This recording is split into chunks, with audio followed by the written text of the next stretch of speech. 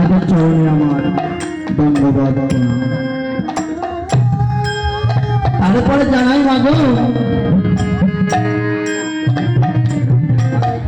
আমার দীক্ষা গুরু, শিক্ষা গুরু এবং পিতা মাতা এবং আপনাদের মতো এই সাধুগুরু বৈষ্ণবের চরণ মাগো, আপনাদের সকলের চরণে আমার ও মা, এই জগতে কৃষ্ণ কথা বলবার মতো আমার কোনো শক্তি নাই। আমি জ্ঞানহীন, বুদ্ধিহীন, বিবেকহীন। সাধুকে শুনেছি যে সাধুগুরুর যদি কৃপা হয় তাহলে নাকি সবই সম্ভব। জানো না যে চতুর্মুখ ব্রহ্মা, যার চারটি বদন, এই চারটি বদন দিয়েও কিন্তু আমার গোবিন্দের গুণগান এবং যা কিছু এই চারটি বদন দিয়েও কিন্তু লীলা শেষ করতে পারি না। আর আমি তো সামান্য কলি হতো,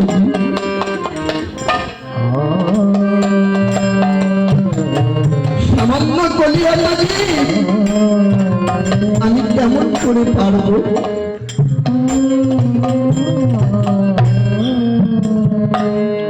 যদি আপনারা কৃপা করে আপনাদের চরণ ধুলি আমার মস্তকে ধারণ করেন, সাধুগুরু যদি কৃপা করে বৈষ্ণবের চরণে ধুলি যদি মাথায় রোপণ করে, যদি কৃপা করে যদি আপনারা বলান, আমি হয়তো কিছু বলতে পারি। কিন্তু মানুষ, আমি কোনো কীর্তনিয়া নয়, আমি আপনাদেরই সন্তান। হয়তো অনেকে চেনেন না, আমি কোনো পালা কীর্তন পারি না, ইচ্ছা আছে মনে। এই 10 জায়গায় ঘুরতে ঘুরতে যদি এই সাধুগুরু যদি কৃপা করে, গোবিন্দ যদি কৃপা করে, পিতা মাতার আশীর্বাদ যদি আমার মস্তকে থাকে, হয়তো একদিন হতেও পারে বা নাও পারে। কিন্তু মাগো, মনেতে অনেক আশাই থাকে, সবাই কিন্তু হয়তো কারো আশা পূরণ হয়, কারো আশা পূরণ হয় না। আশা থাকা ভালো।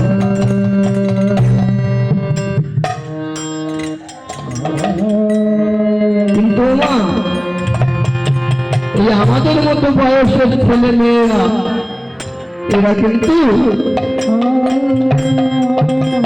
সাধুগুরু বৈষ্ণব তো দূরের কথা, বয়সে বড় হলেও তাদেরকে সম্মান আমরা দিতে জানি না।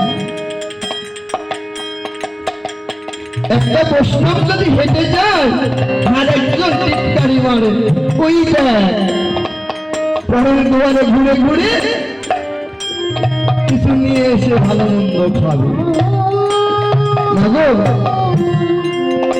বৈষ্ণব হলে হবে না, ব্রাহ্মণ হলে হবে না। যদি ব্রাহ্মণ বা ভাবনা থাকে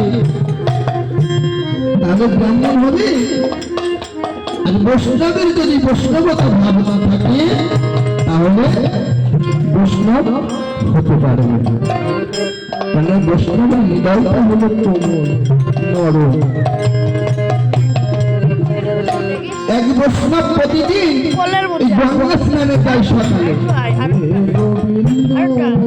প্রতিদিন গঙ্গা স্নান করে এসে বাড়িতে এসে ঠাকুরের ভোগ নিবেদন করে ওই প্রসাদ তারপরে তিনি গোবিন্দ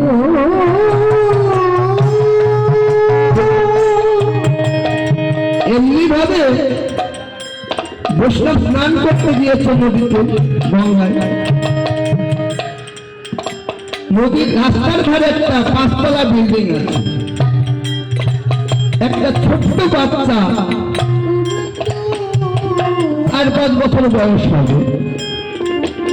ওই বাচ্চাটি ওই বৈষ্ণবের পানে প্রতিদিন খেয়াল করতে করতে একদিন ভিতরে বদমাইশি শুরু হলো।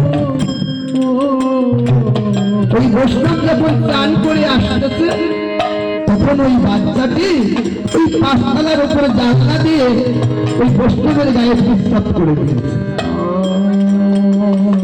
তখন বৈষ্ণব ভাবতে তাই আমার গায়ে কি লাগলো? ওমা বৈষ্ণব অপবিত্র হয়ে ঠাকুরের ভোগ নিবেদন করা যাবে না, যাবে কি? যাবে না। আবার ওখান থেকে বৈষ্ণব আবার স্নান করতে গিয়েছে, আবার এসেছে, ওই বাচ্চা আবার থুতু ফেলেছে।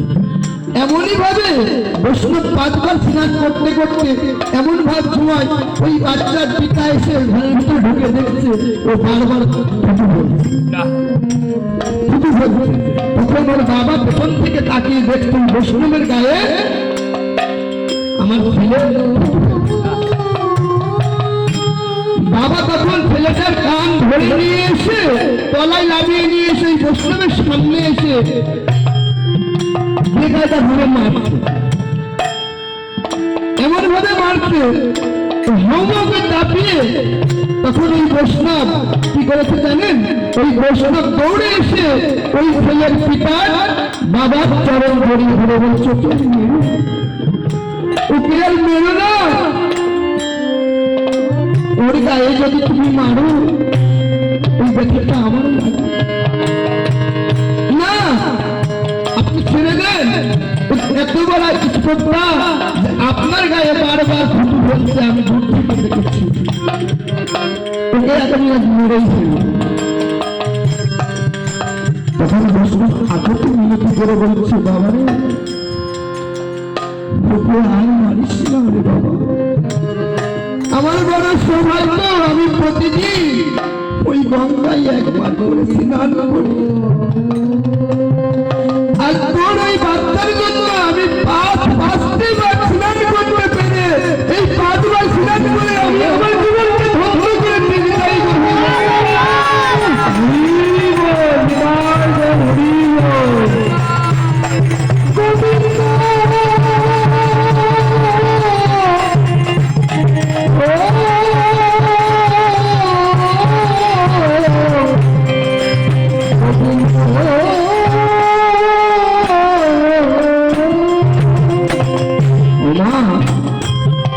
এই বলে বৈষ্ণব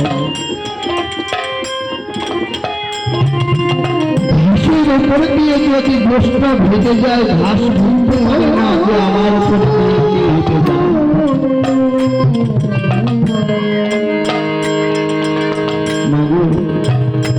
আমরা বলি বৈষ্ণব একটি জাত, তাই না? আসলে কি বৈষ্ণব একটি জাত?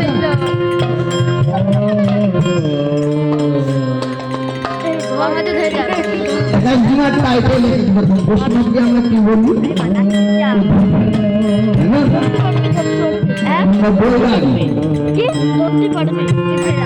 বৈষ্ণব কোনো জাত নয়, বৈষ্ণব আপনিও হতে পারেন, আমিও হতে পারি। যদি আমাদের এই বিধায়িকা এই মনটা যদি বৈষ্ণবের মতো করতে পারি তাহলে বৈষ্ণব আমিও হতে পারি, আপনিও হতে পারি। বৈষ্ণব কোনো জাত নয়। মাগো আমার কথার ভিতরে এবং আমার ভাষার ভিতরে আমার সুরের ভিতরে যদি কোনো ভুল ত্রুটি থাকে, আমার সঙ্গভঙ্গ তারা যদি ভুল ত্রুটি থাকে, আপনারা নিজের নিজের সন্তান ভেবে আপনারা সবাই ক্ষমা দৃষ্টিতে দেখবেন। জয় জয় শ্রী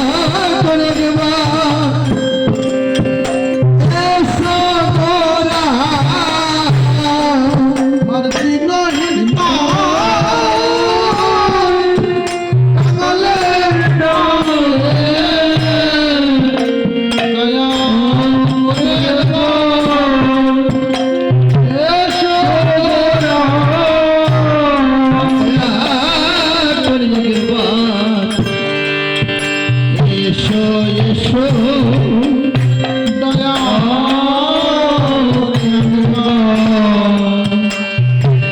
এসো এসো আমি তোমার ডাকতে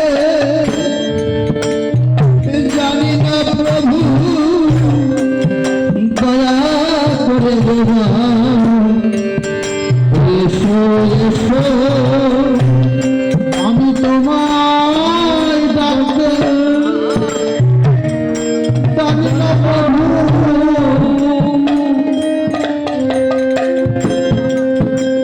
দয়া করে এসো এসো আমি করে ডাকতে তোমায় পাবো দয়া করে দেবা এসো এসো আমি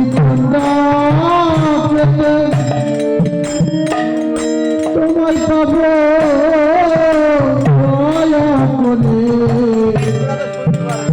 এসো এসো আসিয়া নন্দ হবে প্রেমানন্দ উদয় হবে তুমি আসিয়া আনন্দ হবে প্রেমানন্দ উদয় হবে আরে নিরানন্দ সব দূরে দূরে যাবে আসিলে মনে হবে নিরানন্দ সব দূরে যাবে প্রেমানন্দের উদয় হবে তোমার ভক্ত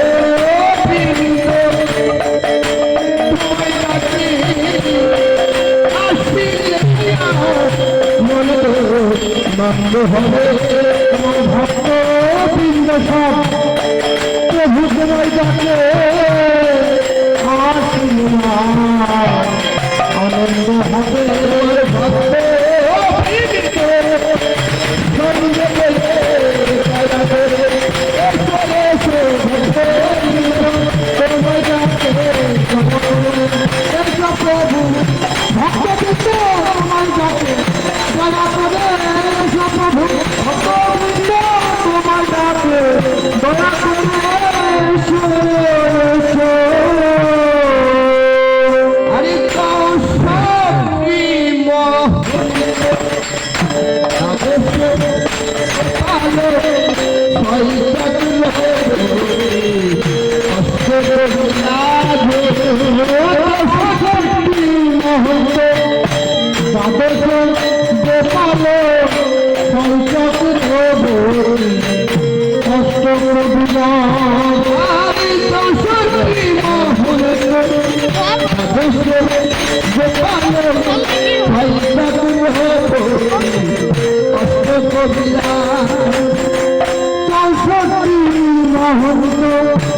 দ্বাদশ গোপাল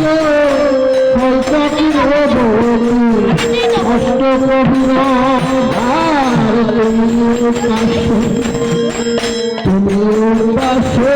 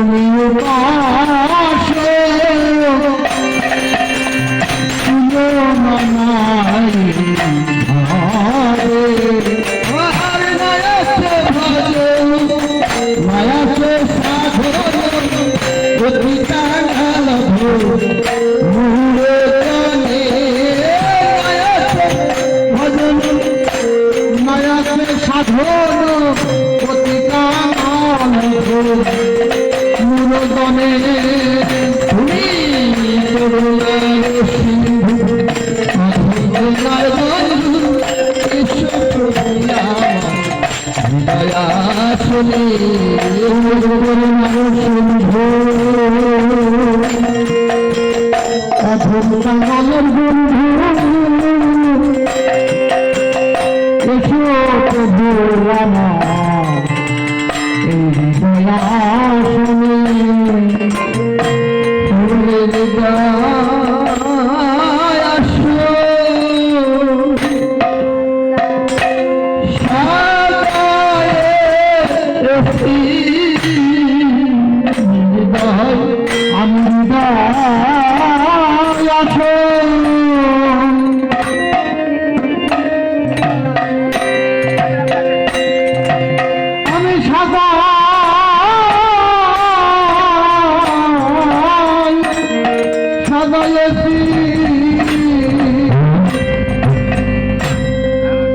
প্রভু তুমি আসিবে হলে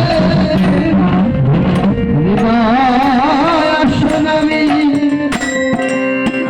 সাজায়েছি প্রভু তুমি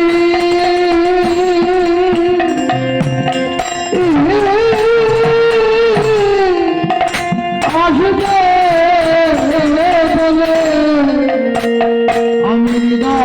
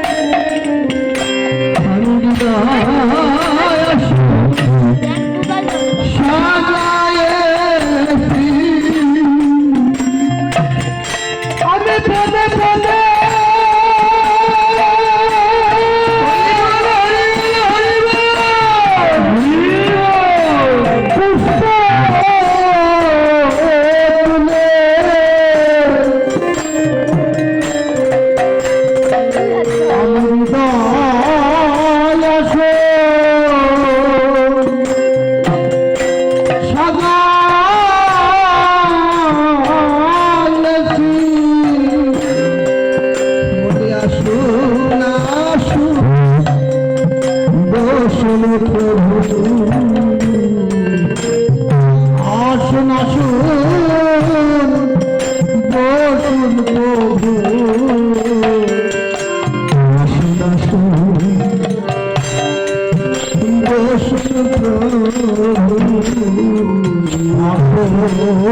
আসুন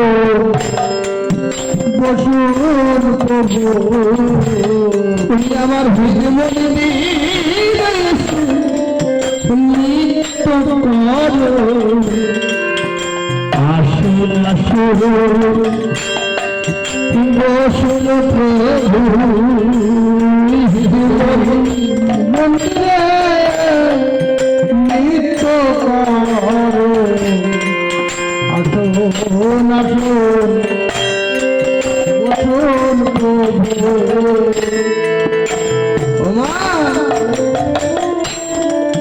আমার মৃদু মন্দিরে এসে প্রভু তুমি নৃত্য করো আমি বড় যত্ন করে সাজিয়েছি তুমি আসবে বলে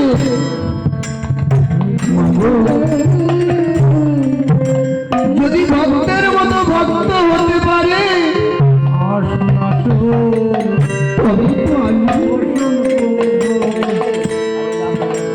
যদি কোনো ভক্ত আমাকে টাকার মতো ডেকে যদি গোবিন্দের চরণে নয়নের কিছুটা জল দিয়ে যদি বাঁচাতে পারি তবে তো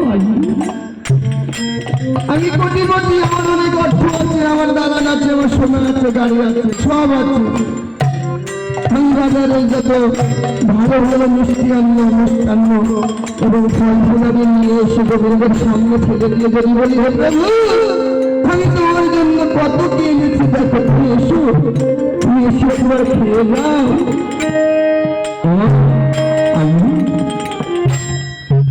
গোবিন্দ বলেছে জামা হতে আমার নাম মারো আমার নাম হইতে আমার ভক্ত আমার ভক্ত হইতে আমার ভক্তি ইচ্ছা হলে দুনিয়া আজীবন তাই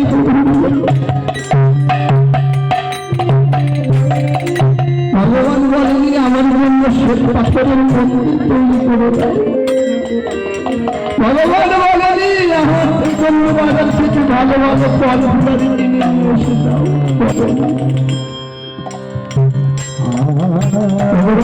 কথাই বলেছে আমি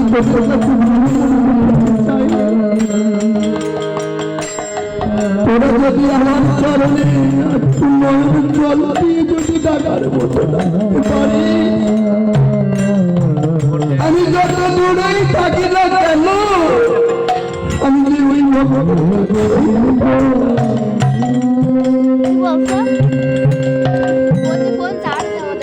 নারদ ভগবানকে বলছে, প্রভু এই জগতে তোমার কত ভক্ত আছে গোবিন্দ, তোমার কত ভক্ত আছে এই জগতে। যদি তোমার ভক্তের ঘরে যদি তোমাকে দেবার মতো যদি কিছু না থাকে, তাহলে তোমার সেই ভক্ত কি করবে? ভগবান বলছে,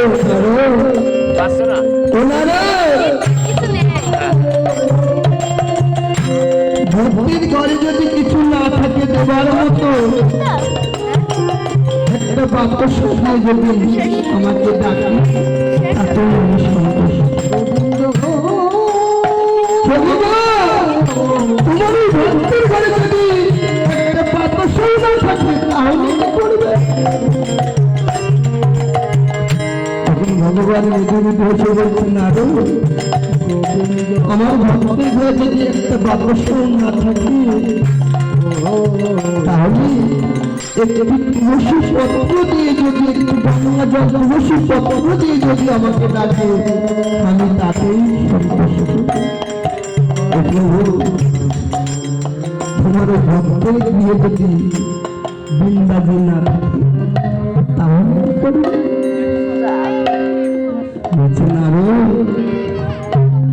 আমি এই জগতে কত নদ নদী সাগর মহাসাগর কত কিছু পেয়েছি, যদি এই নদ নদী সাগর মহাসাগরে যদি জল না থাকে, তাহলে কি করবে জানো না?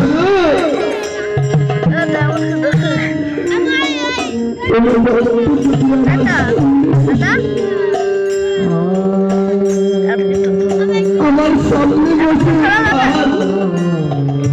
তার ওই পেয়ের বাড়ি আমি দুটো জিনিস দিয়েছি, এক গঙ্গা যমুনা।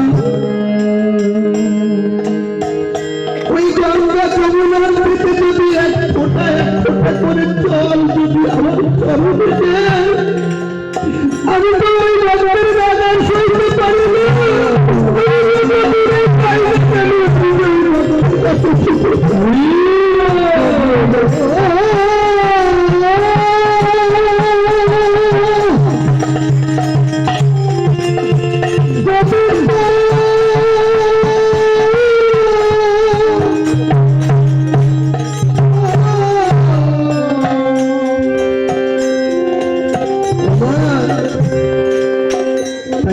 সময় থাকতে কাঁদি,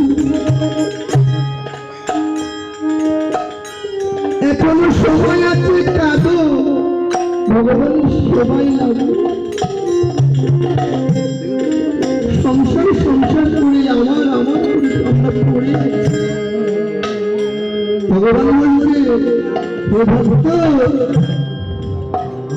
তোমার গায়ে যতক্ষণ শক্তি আছে, তোমার যৌবন আছে, তুমি কাঁদবে। মাগো, এই যৌবন থাকতে থাকতে, গায়ে শক্তি থাকতে থাকতে ভগবানের চরণে কাঁদতে হবে। কেননা যখন তুমি বিপদে মহাবিপদে পড়বে, তখন তুমি কাঁদবে। আমরা কাঁদি না? ভগবান হয়তো আমাদের এমন একটা রোগ ব্যাধি দিয়েছে, কিংবা কোনো আপদ বিপদ হয়েছে, তখন আমরা ভগবানের কাছে ছুটে যাই,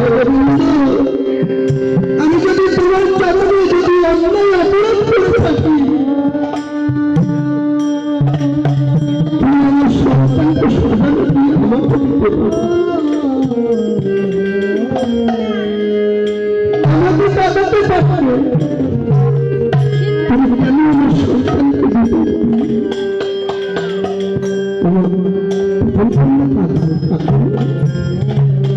কিন্তু যখন আমি ভালো থাকি, সুস্থ থাকি, সুখে থাকি, আনন্দে থাকি, তখন কিন্তু আমার জীবনের কথা মনে রাখি না।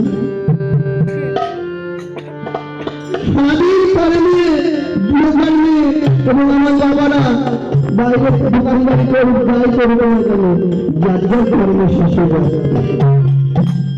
কিন্তু আমরা রাজ্যের 24 ঘন্টা করে যাই, কিন্তু আমরা এমনই মায়া মায়ের সংসারে আবদ্ধ আমরা আমার করে পড়ে থাকি, আমার মন করে সবসময় ব্যস্ত থাকি।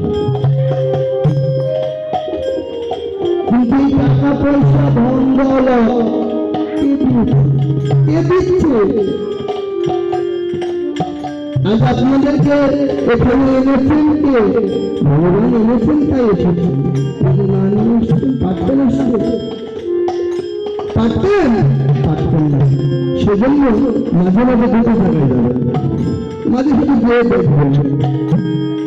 এক হচ্ছে হাসপাতালে যাবেন, দেখবেন কোটিপতি, তার টাকার অভাব নাই, সে দেখবেন হাসপাতালে গিয়ে এমন আপদ বিপদ দিয়েছে, সেই ভগবানকে বলছে, ভগবান আমি আর সহ্য করতে পারছি না, তুমি আমাকে মরণ দাও, তুমি আমাকে মরণ দাও। বলুন, তখন অনুভব করা যাবে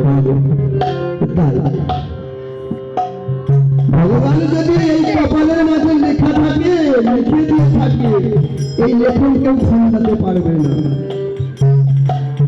আরেকটি জায়গায় শ্মশানে গেলে বলতে পারবেন, শ্মশানে এত অহংকার, এত কিছু, এত গৌরব, কোথায় গেল তোমার গৌরব? তোমার যতই অহংকার করো না কেন, যাই কিছু করো না কেন, তুমি অহংকার তোমার উপরে লেখা দেবে। সরহংকার পরিচিতার গড়ে পড়ে ছাই হয়ে যাবে না, যাবে।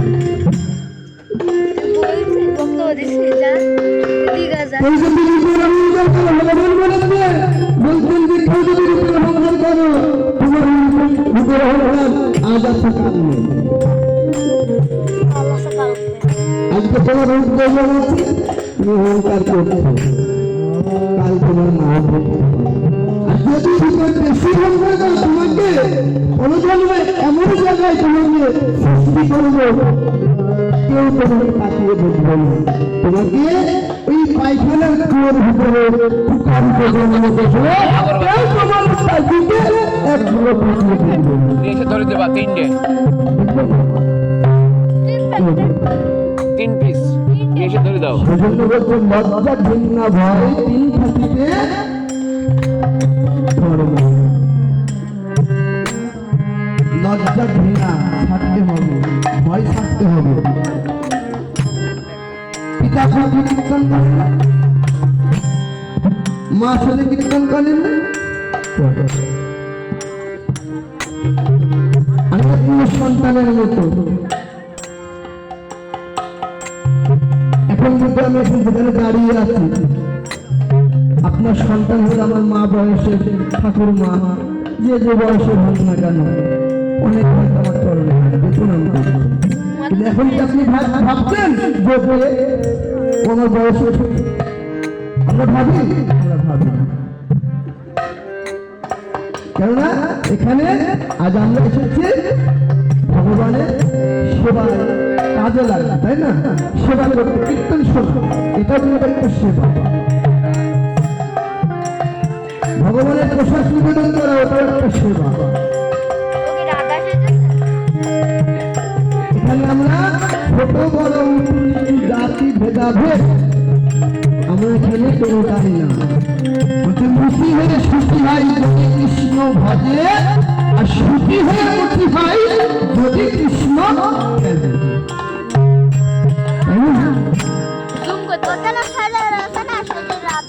বলছে জন্ম হোক যথা তথা, কর্ম হয় যেন ভালো। জন্ম আমার কিছু ঘরে হয়, মুক্তির ঘরে হয়, আমার কর্ম যদি ভালো হয়, তাহলে গোবিন্দ জাত দেখে না, জাত ভেদাভেদ করে দেখে না, সবাই আমার ভক্ত, সবাই আমার চরণ হয়েছে। আবার যদি তার কর্ম ভালো হয়, তাহলে আবার আমার চরণ এসে যায়। আর যদি কর্ম ভালো না হয়,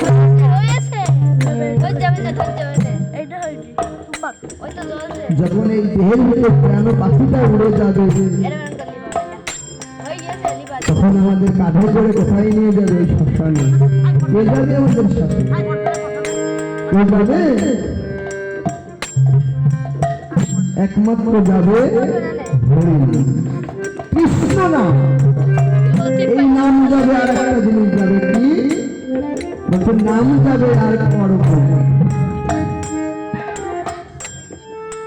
এই নাম যাবে আর তুমি যা কর্ম করে এসেছো সেই কর্ম তোমার সাথে যাবে। যখন ওই ভগবতের কাশ্মীরে গায়ে যখন দাঁড়াবে তখন একে একে তোমার সব হিসাব করতে হবে। এত বড় একটা সুন্দর একটা মানব জন্ম পেয়েছি, পুরো 80 লক্ষ জনে ভ্রমণ করে আমরা এই মানব জন্মের কোনো মূল্য দিই, একবারও ভাবি না এত সুন্দর একটা সাধন মানব